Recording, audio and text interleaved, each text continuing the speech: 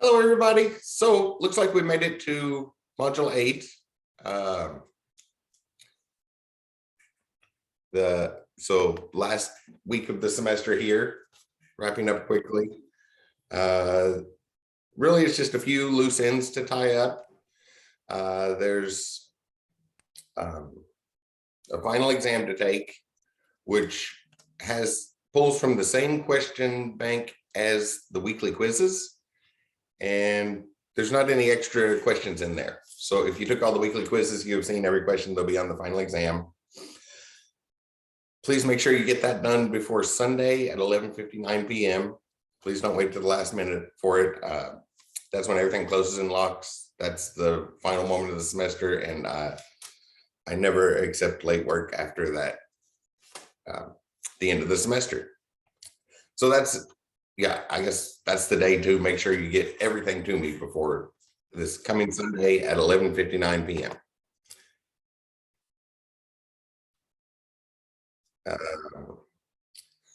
I received a question about the discussion board, and earlier in the semester, there was an option for the discussion board on module 8 about keynotes from some of the conferences. I would recommend the NVIDIA conference. They had a lot of new technology and sort of the direction the field's going, the direction IT is going as a whole, not just the technology that's getting ready to hit the store. But there have been a couple more in the 3 weeks since that was first there.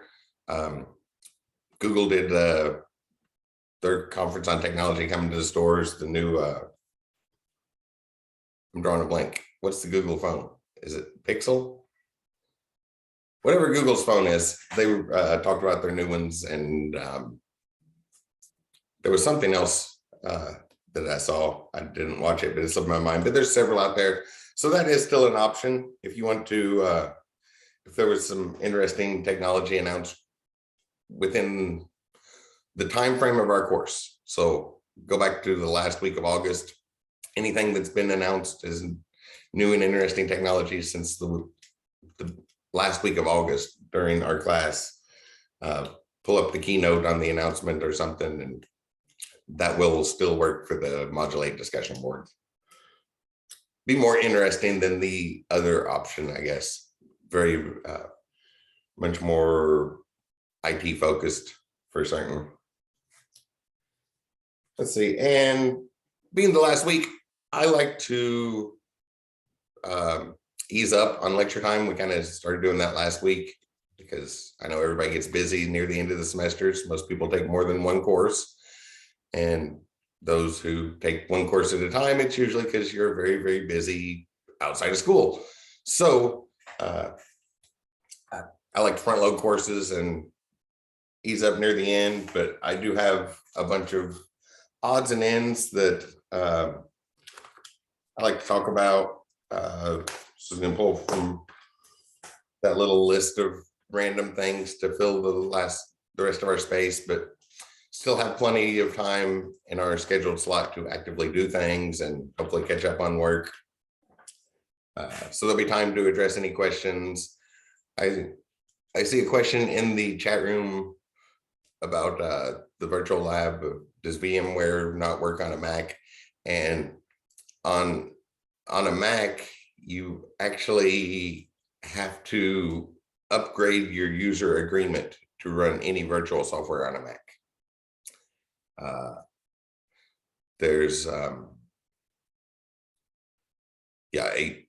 And Apple doesn't upgrade the user agreement for free.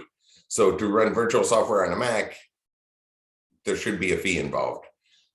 I recently learned about one of the things they sell on the Apple Store, which has that minimum fee for upgrading the user agreement when you buy it on the Apple Store, that is an open source product. So you can get the source code for it from GitHub or grab an installer from GitHub instead of the Apple Store and bypass those fees and things. But any virtualization software on a Mac,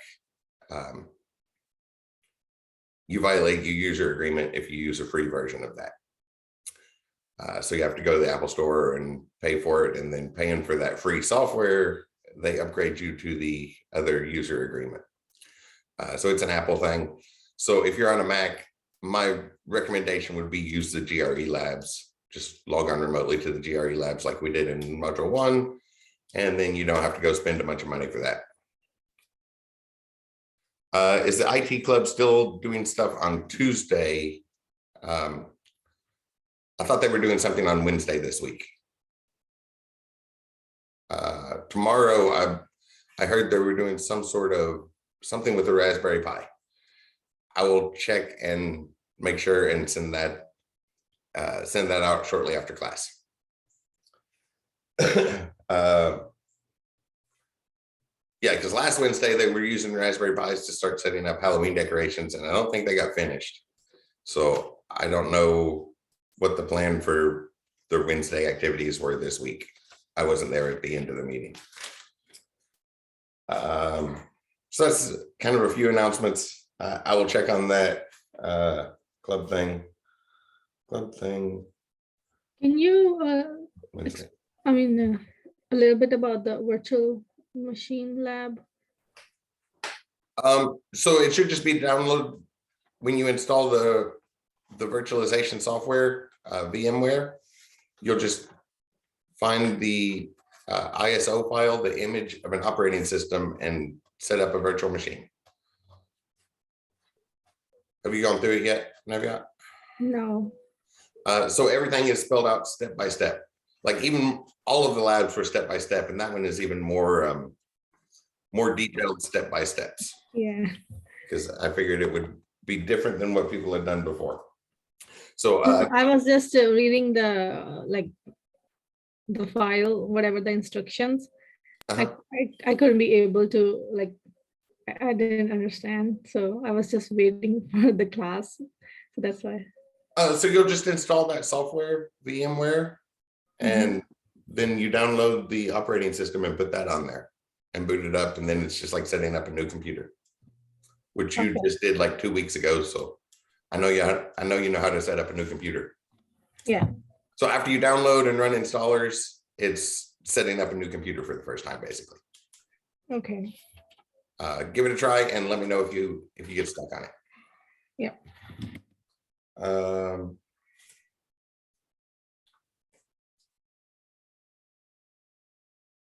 Okay, yeah.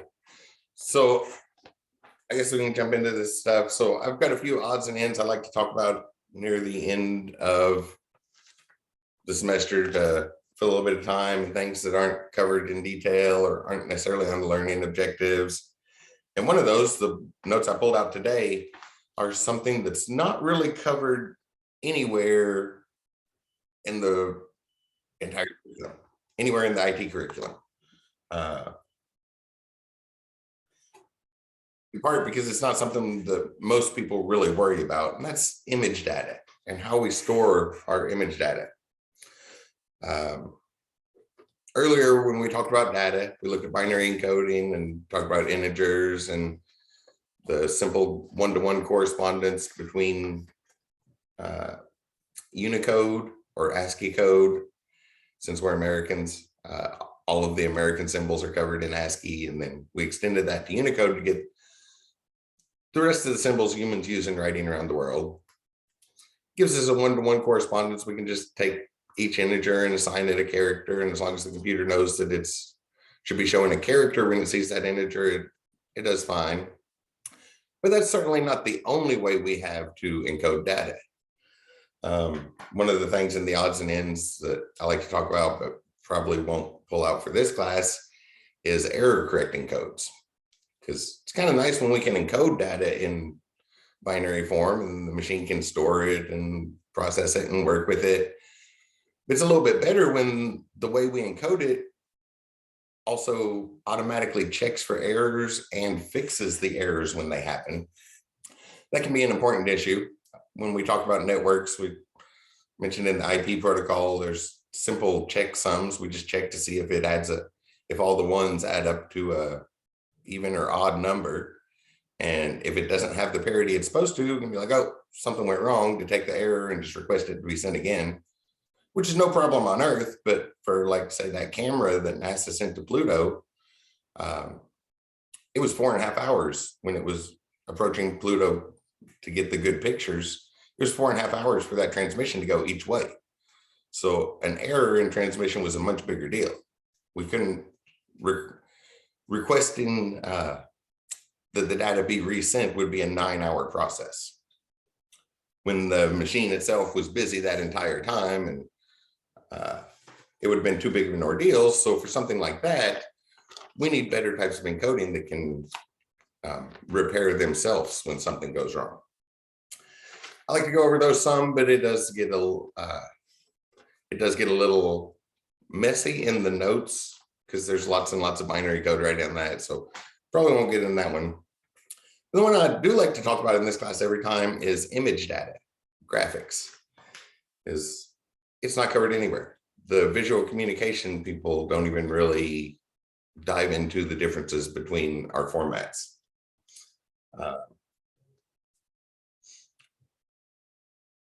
I can't really say that people are going to need it, but I can't say that people aren't going to need it either. So since I can't say that nobody's going to need to know this stuff, I like to include it if there's room for it. And hopefully it'll address some curiosities you might have had about image data. Like when we resize pictures, y'all have probably seen that. Because really what we usually do with pictures is we find the picture we want and then just throw that in wherever we want to use it. And the software is set up to work with the different types, but the data is encoded differently. There are other places where it shows up. Some of y'all saw it earlier with the software development lab. I think it was back in module 5, when several people, after they wrote their program, the Python and the HTML code, I guess just out of habit from classes or something, decided to copy and paste that into a Microsoft Word document and submit that. But then that causes problems because Microsoft Word does not use Unicode encoding. And actually some of the special characters that Microsoft Word uses will prevent a program from running. So for the people that did it, instead of just fixing it and running the code to check it, I ask you to resubmit it. But some of y'all may have noticed that when you did that, if you copied your Python code into Microsoft Word and tried to submit it that way and ask for a new one, when you copied that same thing, when you did copy and paste again to get it from Microsoft Word back into a text editor, it would no longer run. Because some of the characters and symbols that Microsoft Word uses are not at all compatible with Unicode, so a computer cannot automatically translate them back into Unicode, which is what we need to type our computer instructions in. Quotation marks are the big ones because they show up a lot when we're programming, but the quotation marks that Microsoft Word and Google Docs use are not compatible with Unicode. So a computer can't automatically translate those back. A human has to go through and manually do it. And little issues like that. So there's more than just that simple encoding, even on things that look the same to us, like text. So with graphics, I started off my notes here with that old saying, a picture's worth 1,000 words. We made a big deal out of visual representations of data earlier. So instead of tabular form and a spreadsheet or a database or something, put that into a graph and charts and nice diagrams to demonstrate what's happening. And it goes over much better with people. We're a very visual species. And people want imagery, not descriptions. So storing image data in some sort of binary code obviously proved a little bit more tricky than that alphanumeric. Right? Like when we talk about ASCII code, we can just pick a number, zeros off, one's on, 2 goes through some stuff, 9's a horizontal tab, 13's a line feed, up to 32 is the symbol that gets drawn when we push the space bar.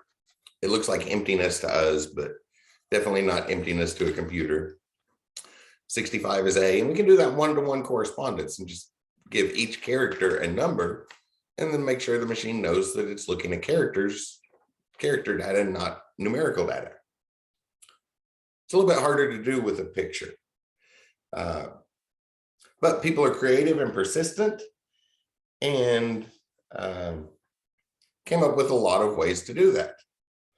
let's see, should we look at the data first or afterwards? Well, let's look at some pictures real quick. I drew this in I drew a quick picture in like 30 seconds, one that I can draw repeatedly on the board today. So here's the picture, just a very simple landscape thing. I drew it in a couple seconds. This one here is the same picture, just a different format. And when we look at them, kind of like that text in Microsoft Word and the text in the text editor, it looks the same to us, but it's not at all the same to the machine.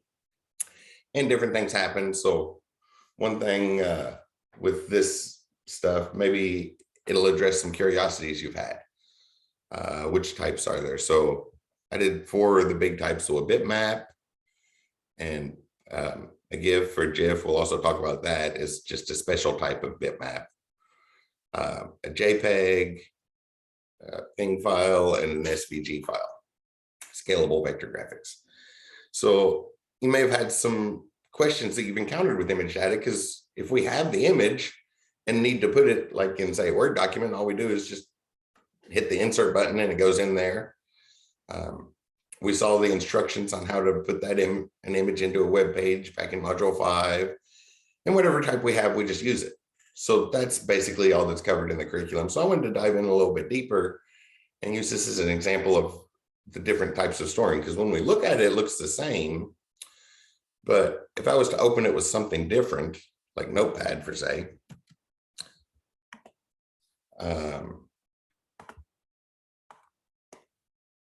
so the really simple text editor on here that came with the system. If I go to all files, and I'll start with the bitmap, I think, yeah. So right off the bat, there's something human readable. It's a bitmap format 6, and then a whole bunch of stuff that the computer can't figure out what to do with. So it tries to put stuff in there. Then some other stuff it couldn't even come up with a symbol for, that goes on for a while.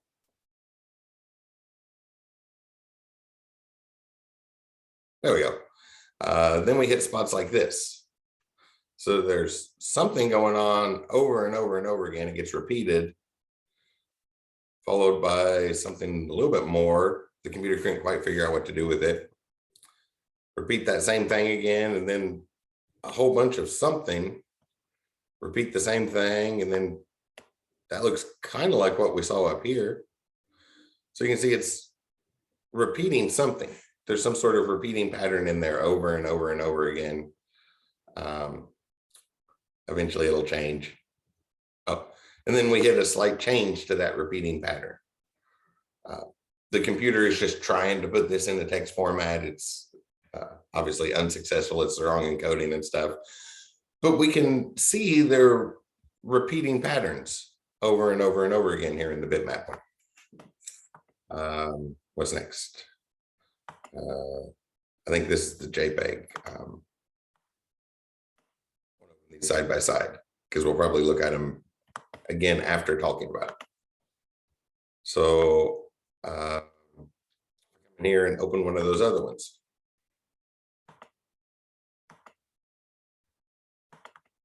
Open up the JPEG. It's human readable, the name. It's not the letters we use in America, but we'll talk about what that stands for and stuff. This one says what software I created it on this morning. A whole bunch of stuff, but I guess if I kind of pause, it kind of looks like there's repeating patterns again. Then some other stuff. Then we get into things that are definitely not a repeating pattern. A few random ones in there, but for the most part, we're not seeing repeating patterns in this one. Whereas the bitmap was all repeating patterns. Oh, wait, I have to go in this way.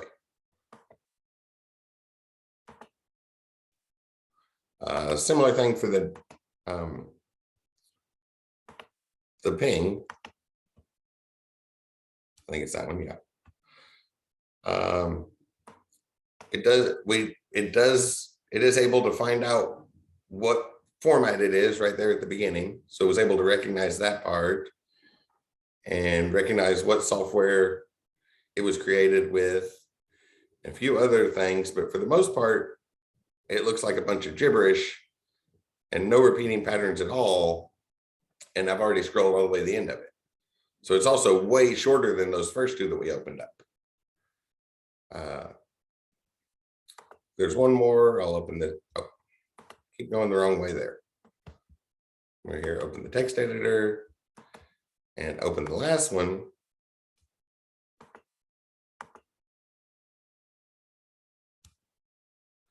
And this one, you'll notice pretty quick, is all in human readable form. You might also notice it looks very similar to that HTML stuff we did. We did markup languages earlier in the semester. So it should look very similar to that. Oh, he's already on the list. But it's all human readable and still separate. So the pieces that made up that picture, you can see it's made up of several rectangles and an ellipse shape, a couple of ellipse shapes, and the pieces are still separate. So I wanted to talk about how this data is stored, because it's not covered anywhere and I can't guarantee that nobody's going to need it. So I like to include it if there's room, but I guess the big thing is going to be maybe satisfy some curiosities. Because maybe you've noticed things about images before, like a bitmap. If we scale those up and make them bigger, they get pixelated. Or a JPEG, if we change the size at all, if we scale it up or try to shrink it down, it gets blurry. And the reason is because of how the data is encoded internally. Or if we want to do an animation with any of these types of things, we'd have to do like Walt Disney and draw every single picture in the entire animation. But with scalable vector graphics, we draw a picture once and then just tell the computer to animate it. So little things like that, you may have been curious about where those differences were. And the way it's encoded kind of covers that. So I wanted to talk about that today to fill space, and something not covered anywhere is a big deal. It's a big deal with it. So image data. A couple of these different common types and just give a quick description of what's going on with them. Someone used that same picture. Do I have enough colors to draw it here? Do I have more color to draw? Yes. I don't seem to have any green sitting on the shelf here. Otherwise, I think I have all the colors that are in that little picture. Oh, there's no green in that box.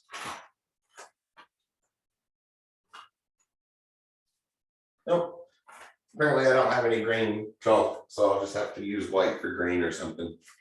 But that picture looks something like this. Got a blue background, a yellow sun. It's nothing fancy here. I'll have to use red for green. It's strange I don't seem to have any green chalk around.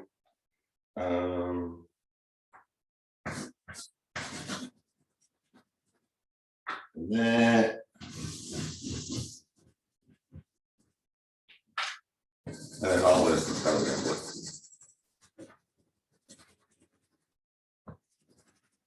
So our picture looks something like that. I had to swap red and green, but the point will still be similar.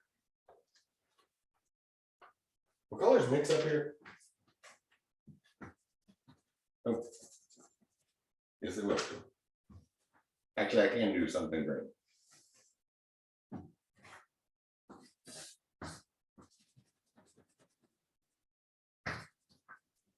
So like that thing from back in elementary school, right? Everybody learned that we can mix blue and yellow chalk together and get something green.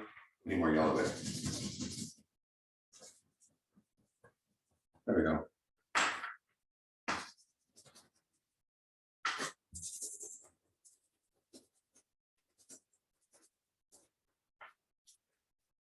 That's kind of related to what we're talking about today. Or does everybody remember that? Blue and yellow make green. But every time we're talking about stuff on computers, you've probably heard a lot more often that we have red, green, and blue to work with. Does anybody know the difference between them? When it's red, yellow, blue versus red, green, and blue? Do tell. So there's two ways we can view the light. So I don't know, maybe there's a table here. That seems like an easy thing. So we see things when light reaches our eyes. So coming off a light bulb, there's two ways that light can get to our eyes. It can either come straight from the light bulb, or it can bounce off something and come back and hit our eye. And whenever the light bounces off something, certain bits of the light wave will get absorbed, so we don't see the whole light wave. We actually see what's missing in that case. When we see reflected light, we see what's missing from the wavelength. And to get that, we mix red, yellow, and blue.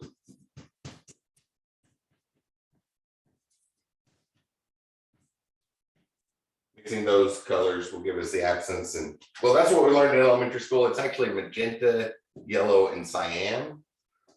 Just most people will learn that when they're 5 or 6 years old and might not know the words magenta and cyan. But when we see light directly, instead of processing what's missing, we process what's present. So directly from the source, we mix red, green, and blue to get any color to add up to what's there, and we mix these pigments together to add up to what's missing. To address that discrepancy, because that's probably what today's lecture is about, or it's mostly just anything you might have been curious about.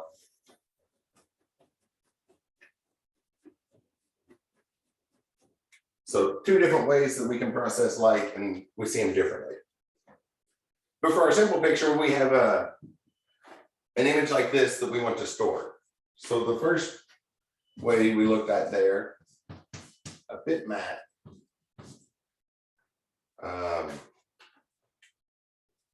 Usually .bmp for the file extension. That's kind of like it sounds, the map. This is probably what you think of when somebody says computer picture. We have this big grid, and then each spot in the grid gets assigned a different color. So what do we have here? A bunch of blue up at the top, like blue, blue, blue, blue. So those will all be blue. We have some yellow there, blue down the side, green, green, green. Some brown, and some green up here. I don't really have enough pixels to do this, but I don't want to draw too big of a grid. I would obviously need a bigger one to get this very, very detailed. And each spot in the grid gets assigned a specific color. Like this pixel's blue, then this pixel's blue, then this pixel's blue. And that's all those repeating patterns we saw over and over and over again. I stopped scrolling after a ways, but from the repeating patterns and the way that picture looked, we could figure out what is the blue in there, because there's definitely way more of that pattern repeating than any other color. So that's the simplest way of doing that. Each color that we define takes 3 8-bit numbers. So 24 bits for each one of those. So storing that data adds up pretty quickly as well, because we need 24 bits for every pixel on there. And then that scale thing that I mentioned earlier, you can kind of see it from the grid. If we shrink that down, like oh, this picture is too big, only needs to be about half this size to fit in our Word document here. If we shrink it down, we can just drop off extra pixels. so we still get most of the picture there. Pixels would be disappearing. So if we shrink it down and then scale it back up, we've lost pixels. But if we go the other way and try to stretch it out and make it bigger, we have to fill in all that space. So our grid scales out, and then instead of 1 pixel per grid, when we scale it out, 1 pixel is going to cover 4. 1 grid unit will cover 4 pixels. So that's where we get the pixelation in there. The single pixel stretches out and covers a lot more.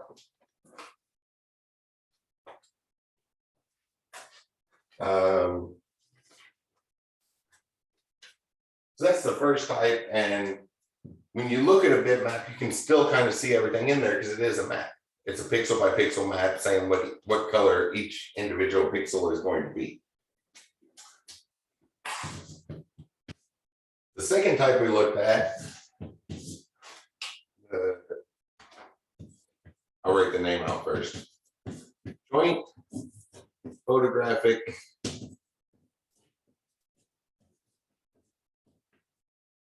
experts group. So a JPEG. Usually our extension is either .jpg or .jpeg. Kind of the way we say it. But it's named after the people that created it. Joint Photographic Experts Group.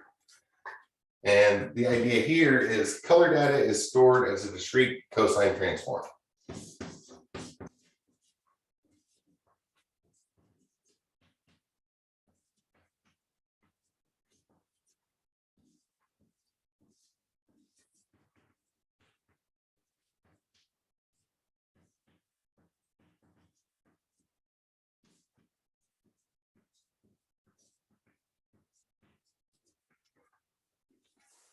Some big words there that some of y'all probably aren't really sure what's going on with those, right? So much more complicated mathematics. Some of y'all may have had a trigonometry class and encountered cosine before. It has to do with mathematical formulas around circles, triangles, and waves. And in particular, in this case, it's referring to something about a wave. And transforms superposition. Maybe I should just write this down. So we take our color data, red, green, blue, and then the grayscale. So there's some red information, green information, blue information, and grayscale. And instead of splitting it up pixel by pixel, we look at the entire thing overall. There's not much red in here, but there might be for tinting. So that would be a big stretched out wave.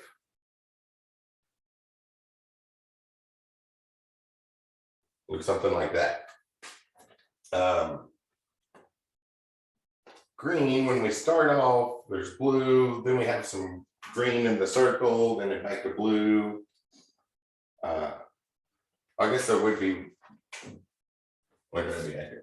When we get over to yellow, yellow is a mix of green and red with blue absent. So when we get over to the right-hand side of this picture here, this wave would suddenly get very busy. So to start off with, there's like no red, and then over on the right-hand side, there's a lot of red. Green's kind of the opposite. It starts off without much green, and then we have a lot for the tree, and then there's not much at all, and then it gets really busy over at the end again. So we can end up with fancy looking waves like that. Looks like blue's pretty scattered evenly throughout, so I'm just, whoops. Draw it kind of evenly, like there's blue everywhere. Grayscale, there's not much going on at all. Hey, Chris, Yeah. could you read that to me? Color is stored as, what does that say? It's stored as a discrete Okay. cosine Cosine. COSINE, Thank you. transform. Thank you. So it might be better in your, I want to use the technical terms there, Macy. It might go better in your notes to say as a wave. All right. Thank you. So this is some technical ways of what the thing means. Saying it's a cosine wave, that means that when we measure it and start graphing it, we start at the top instead of the bottom or the middle. Okay. Discrete is kind of like binary, where we don't have every possible value. We just, discrete is the numbers are separate. So you can think of it like using only whole numbers versus using all the fractions and decimals, all the numbers in between. We cut down our thing. And then transform refers to what's called a Fourier transform. That means we're going to put these together. There's 4 separate equations, which is going to be a mess to work with. So what we want to do is sort of a superposition of it. So like any place where the wave is up at the top, that's going to add. Whereas when waves are down at the bottom, that'll subtract. And then we add all that together. So like here at the beginning, it's all positive. So it's up. And then this one goes, then we have down, down, and up there. So it goes down a little bit. And then starts coming back up. And this goes down. We have some other down stuff. And I'm stop trying to do an exact one, but we end up with a really messy looking wave.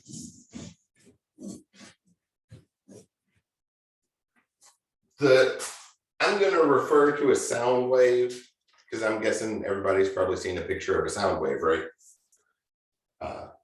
When we record audio and display the sound wave, we have that really complicated looking wave. So we take all these different individual ones and add them together to get that complicated looking wave. And that's how our color data is stored. And I only loosely refer to a sound wave because it is different. A sound wave is an actual representation of the sound wave. It's we have the sound itself. And what's going on in the JPEG is in no way related to the light that we're recording, the light that makes up that image. It is just raw data about the colors. Again, each one of those would be an 8-bit number. So this time we've got 32 bits that we put together into this larger number. It's actually 1024 bits, but that's going to get very complicated very soon if I get too detailed in that. So we have separate waves and we put them together into something that's, if we looked at the picture, it would kind of look like a sound wave. And that represents color data. And I guess if anything, referring back to that curiosity issue, that's why we can't resize a JPEG. If we scale it up or scale it down, it gets blurry unless we have really nice software that can recalculate that wave. So if we need to resize the JPEG, we have to send it back to the graphics art department. Let the graphics artist resize it because they'll have some really nice high-end expensive software that will recalculate that wave. Otherwise, it's like an audio wave. Because again, I guess it does kind of refer to that one. You'll probably encountered that at some point in your life. If we speed up or slow down audio, it sounds different, right? So the same thing happens to our color data. So that's why when we have a JPEG picture, if we try to change the size of it, it starts to get blurry pretty quickly. Very, very similar to how speeding up and slowing down an audio file makes it sound different. But then it's just a mathematical formula. Then we just store that as a mathematical formula.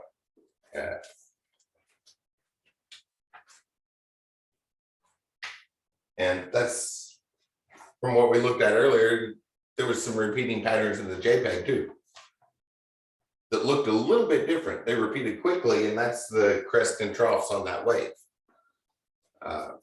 Or the computer trying to throw up the crest and troughs on the wave. Is it okay if I erase bitmap? Actually, Yes. I have to erase the whole thing. You're good. Okay. So those are also both fairly large file sizes. These have really excellent quality, but we can't easily change the size of them. And that's something people want to do a lot. And they're also both fairly large files. So there's kind of a need for a one that is more portable. That's in the name of it. Portable network graphics. To kind of fill that need that shows up with the large file size and restricted to the original file size that we have with JPEGs and bitmaps. We get our PNG files. Usually the extension is .png. And these are intended for speedy transfer across networks, especially the internet. So they were created with TCP protocol in mind. We talked about that earlier. The TCP protocol is how we break our data down to transmit it across the network. And we put it in packets and add a bunch of extra layers. We listed them out once in here to end up with like 7 layers of data, 6 of which are just overhead, extra stuff so we can reassemble it on the other side. But they had that in mind when they created it. So image data is described in chunks.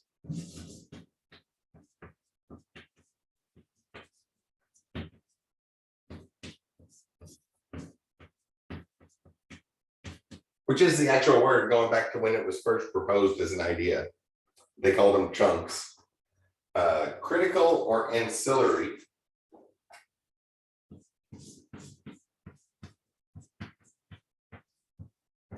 Critical or ancillary.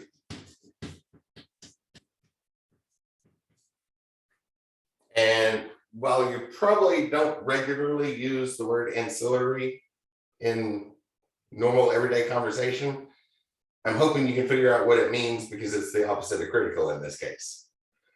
So it's intended to be transmitted.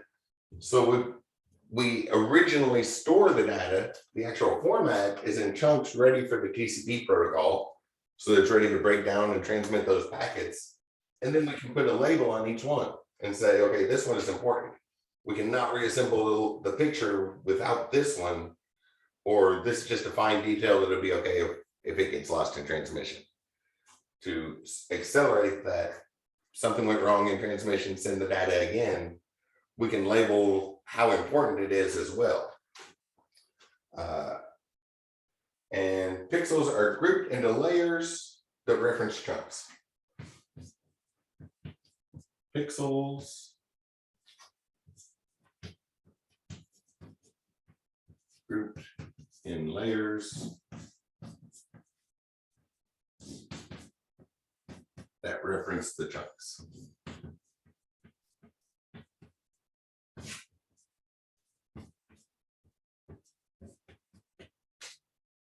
So we'll have similar things like we've had before. We'll have like some grayscale data. Some of our pixels are going to have some sort of grayscale information. On one side is black, and everything in between over to white. So kind of how light or dark is each particular pixel. We'll have some red data, green data,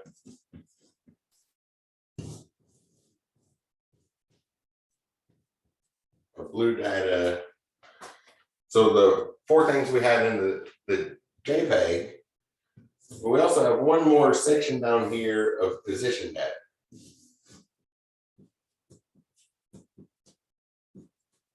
And we break it up into all the different sections, and then we have layers that define each color. So for the sun in the picture here, there's a circle that is yellow. So somewhere we have, so these are our chunks. The chunks of data being transmitted, and they also have layers. So one of our layers is just a little circle. And that circle needs to be yellow. Yellow.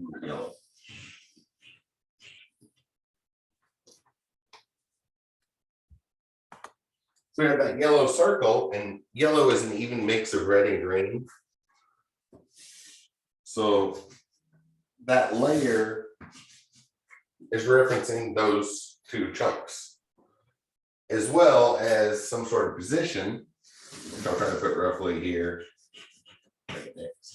instead of 0, along with a position of where to put that particular layer. Same thing for our others, I guess. I guess I'll do blue next. We'll have a blue layer that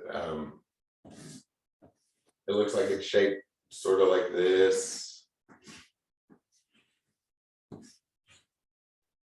The hole cut out here. I'll pull it in so you can see that there is a missing section to that layer.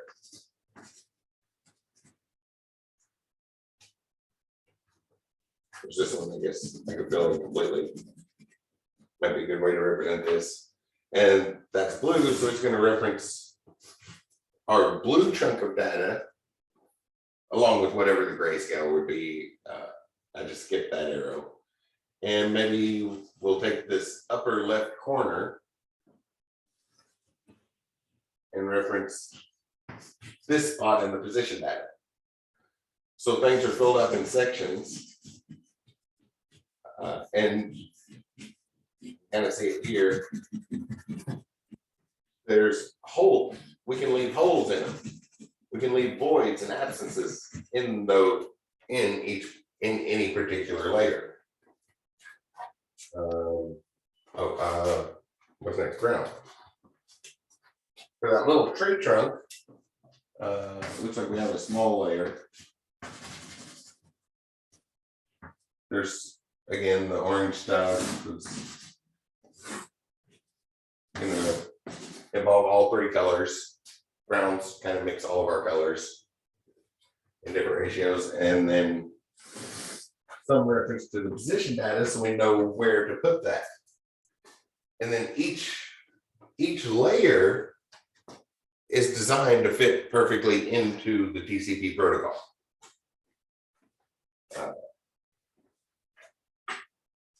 What's left? Oh, the green. That. That.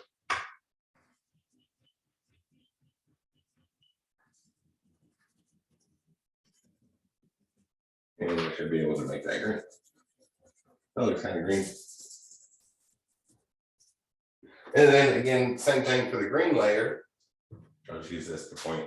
It's got the green color and some reference value. Like this looks like the furthest left point. So the furthest left point would reference a position like here.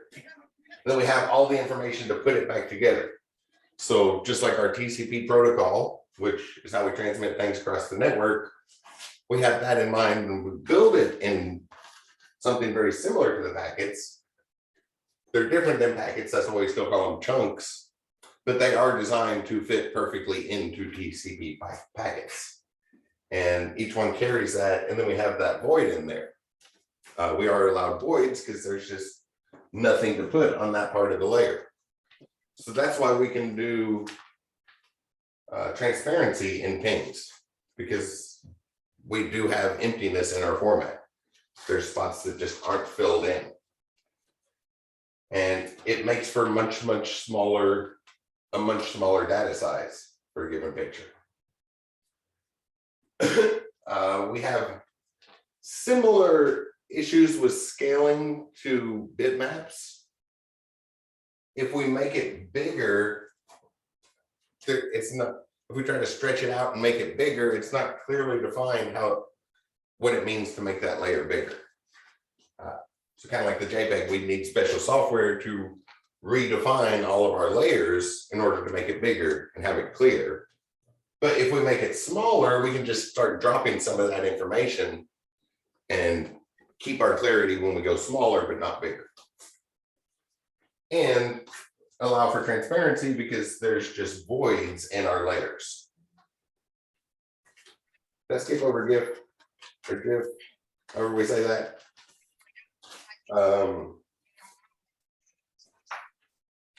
The other one, which I think people are this one made a comeback recently because of an advantage of it, the graphics interchange.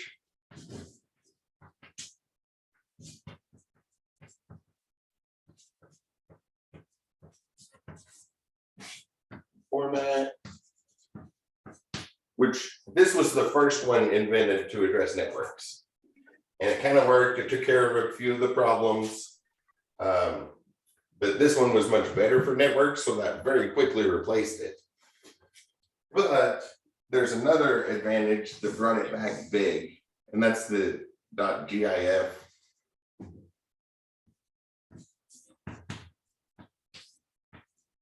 Sometimes with two Fs, and there's a big discrepancy, there seems to be a big divide on how to pronounce it. But unlike some things where there's lots of different opinions, there's usually only two opinions on how to pronounce that, either GIF or GIF. It stands for graphics interchange format. And what that is a special type of bitmap.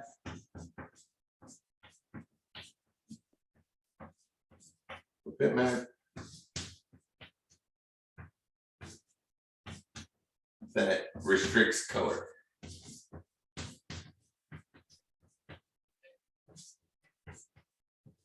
So the first thought people had for transmitting things across the network better was just to, well, we're not going to use every color in every picture.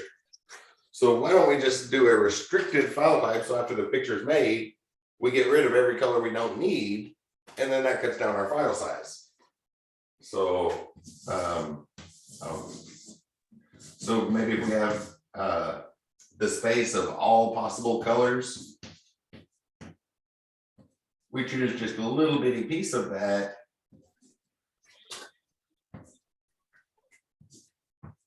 Use just these.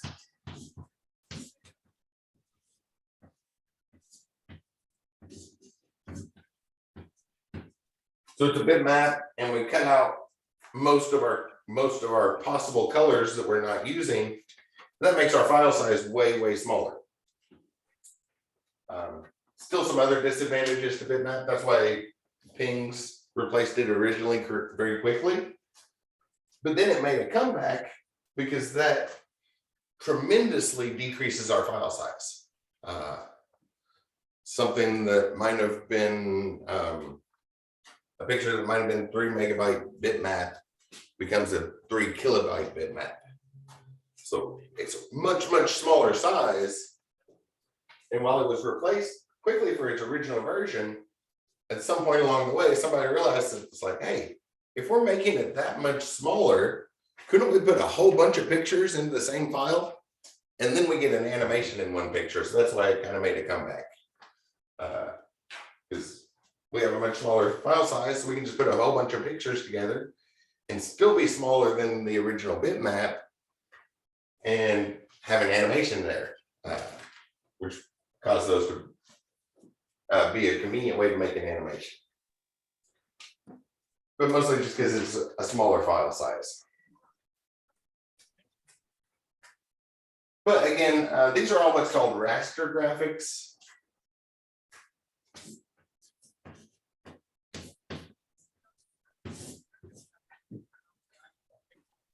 Where we define what each pixel of the picture is going to be, right? I know we're coming on time. We normally take a break, but there's only one more paragraph on the notes, and then that's going to wrap up fast for today. If anybody's wondering why we haven't gone to break yet, because it'll be less than 10 minutes to finish up. Less than 10 minutes of class left. So raster graphics tell us the pixel by pixel data, but there's some disadvantages to that. A big one, I know a couple of y'all are in the game development class with me the second 8 weeks. And when we do game development, we definitely want everything to be animated, right? If we do it picture by picture, we'd have to draw this picture and then we'd have to come back and draw another one. We wanted that tree to be waving in the wind, but draw another picture with our tree over here. And the sun going up and down, Walt Disney style animations where we have to sit down and draw every single frame.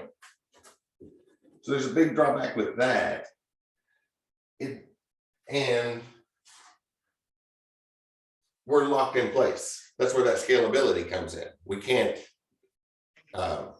JPEGs, we can't change the size at all. We can't get bigger or smaller unless we have expensive Adobe software that can recalculate that discrete cosine transform for us.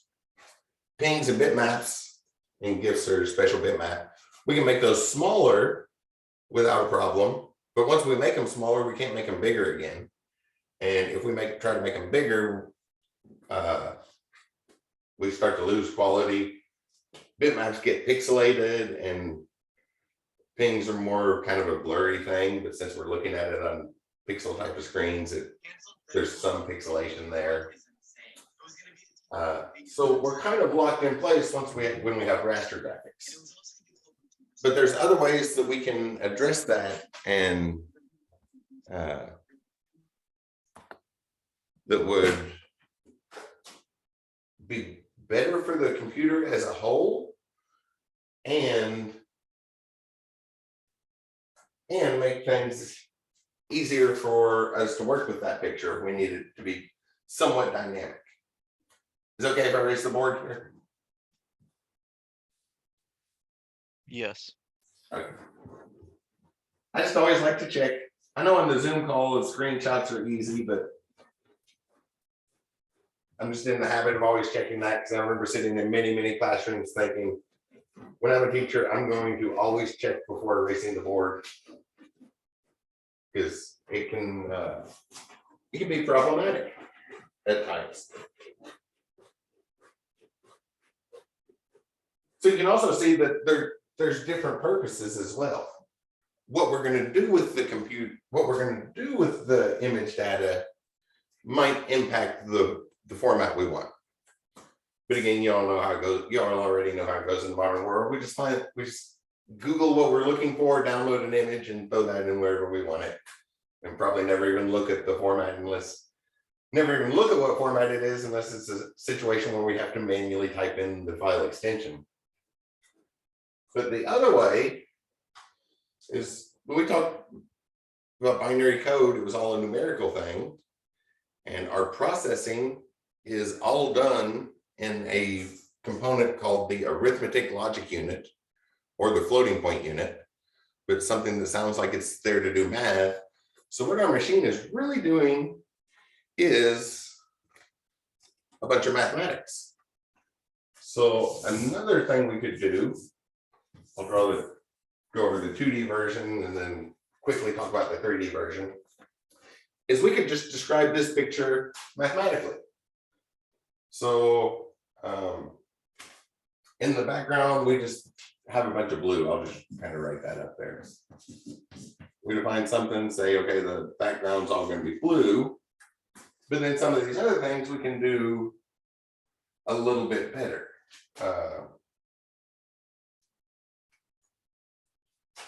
Well, mathematically, that's just a list of points, a bunch of X, Y coordinates. So 0.00 is blue, 0.01 is blue, 0.02, so a bunch of pixel data, but we store it differently. Kind of like these next little sections I was going to draw. So I guess next thing for the sun over here. Over here we have something yellow. And what we have is the equation for a circle.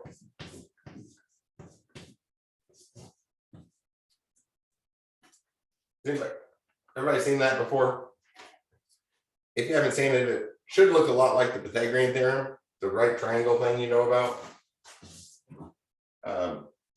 If we drew every possible right triangle with a certain hypotenuse length,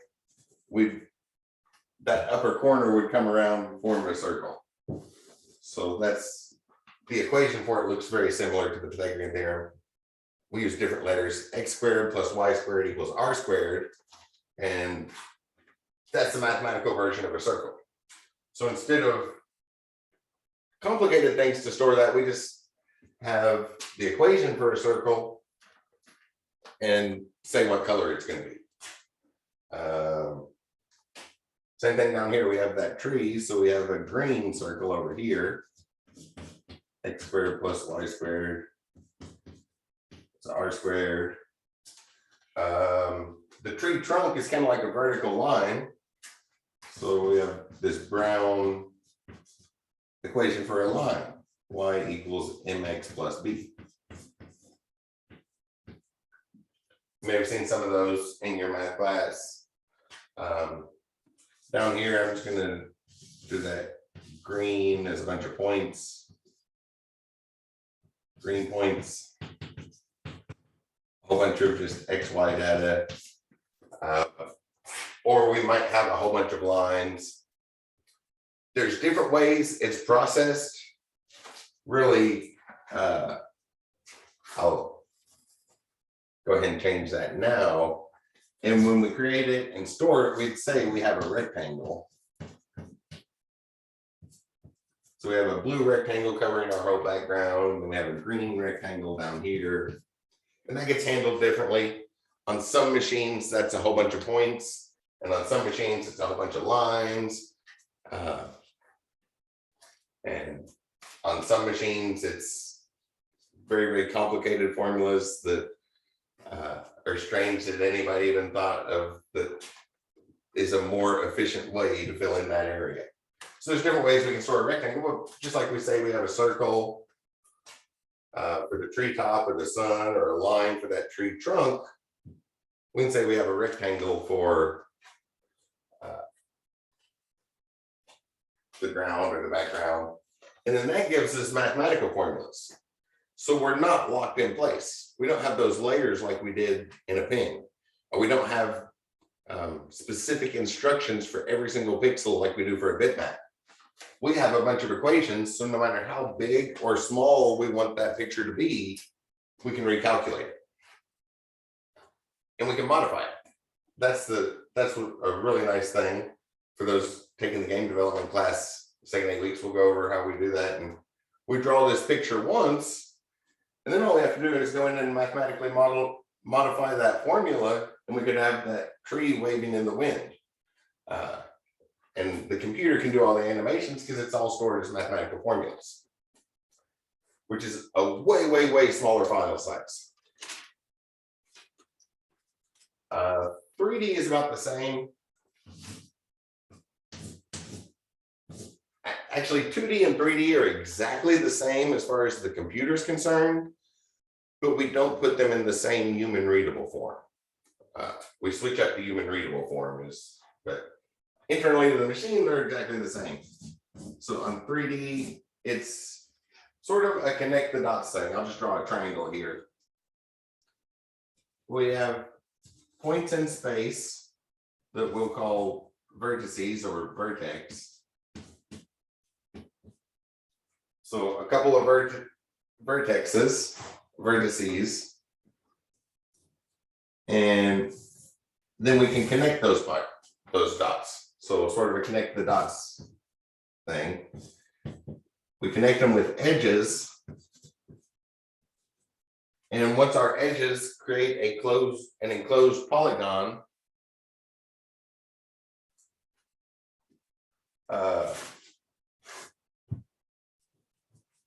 we can fill that in with a face.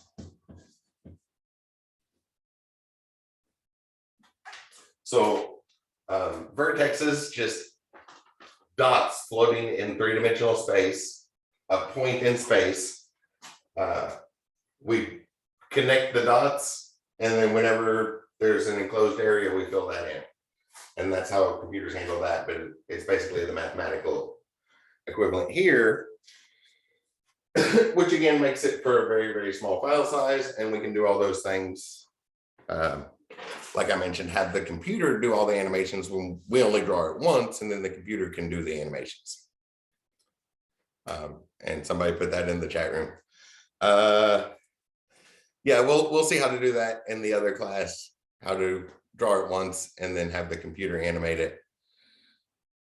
There's some work involved in it, because in order to animate it, I guess models like video game characters where we'd have a player are a good example. Whether it's 2D or 3D, we have to give it a skeleton, and then we move that skeleton and the skin follows. So the picture is like a skin, and then we control a skeleton, and this the skin follows it, kind of like you. We're humans. We are a skeleton that has skin.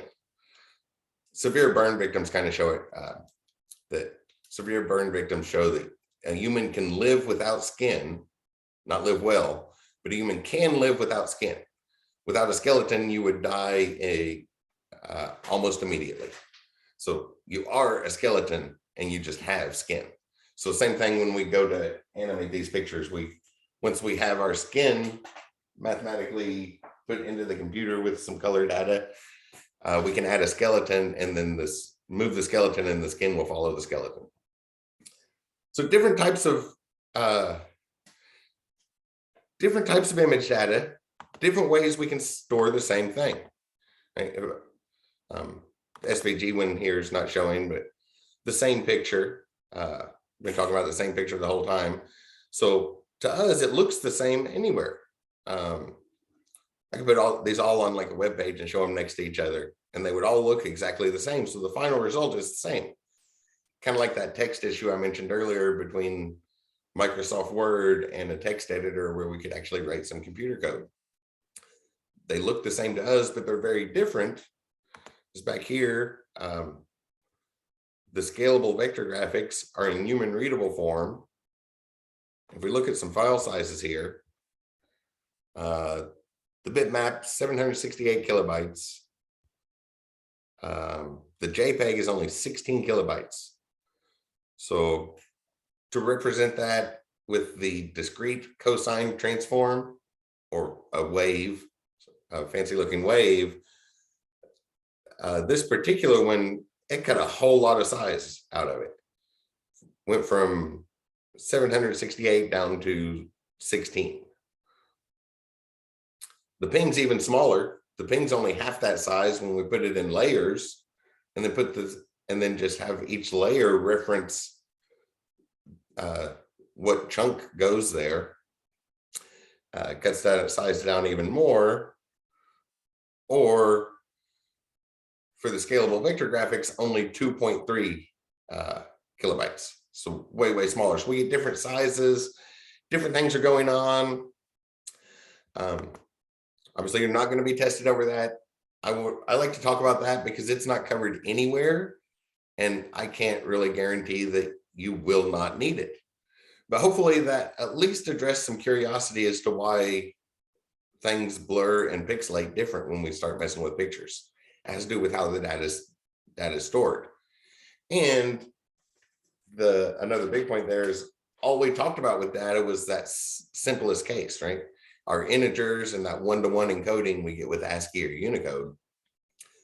But we can do much, much fancier things to represent our data and get different advantages depending on how we do it. Much better than that one-to-one code encoding like we have with Unicode.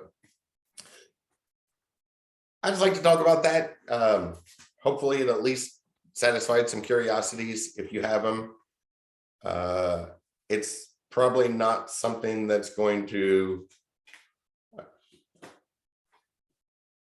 really show up for you, right? Using images, even the people in the VisCom program dive in and learn that, right? If we need an image, we find the image we want and just throw it in the spot we want to use it.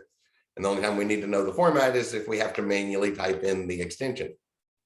We usually don't think much about it at all. So I wanted to cover it.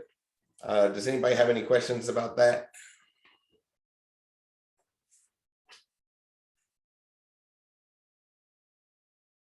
No. Okay, yeah, I'd almost counted to 5. So that means no questions. So our scheduled time goes to 3:50. So your calendar should have this time blocked off where it says you're going to spend this time learning IT. So please use our time productively. This time of the semester, I know it's finals week everywhere, so you'll probably have a lot of work to do, things to catch up on. Please use our time productively getting caught up. That's why I kept the lecture short, because there's lots and lots of other stuff I could have talked about to fill our full time. I wanted to make sure everybody had time to get the homework in and tests done and everything else that piles up on finals week. So that'll be it for today. I will be sitting here as always until 3:50, ready to address any questions if you have them. I think a few people had questions if you want to stick around. Otherwise, that was it for today. And I will see you all on Thursday with some more odds and ends that I think could be useful for you or satisfy curiosities or something. Have a good one.